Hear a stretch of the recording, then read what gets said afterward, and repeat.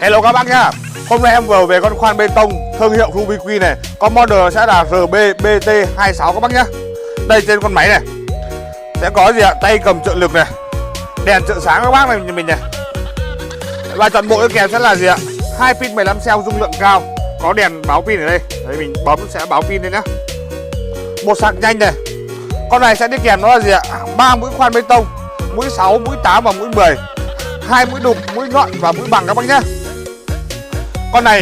Con này sẽ bê tông 4 chức năng cho em này. Khoan búa này và khoan thường này. Kèm theo một chức năng là gì ạ? Đục xoay mũi các bác nhá. Đây là rất là đa năng, máy khỏe. Và bây giờ em cùng các bác đi kiểm nghiệm xem nó khỏe như nào nhá.